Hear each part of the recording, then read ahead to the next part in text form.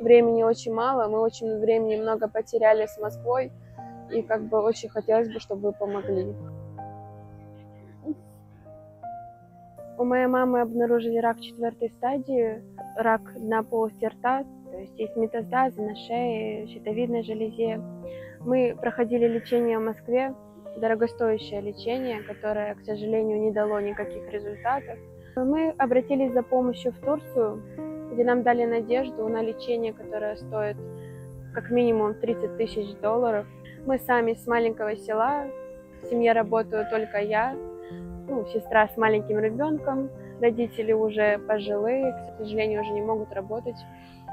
Поэтому нам пришлось обратиться к вам для помощи, то есть без вас мы не справимся. Пожалуйста, не будьте равнодушными. Любой может оказаться в такой ситуации, к сожалению.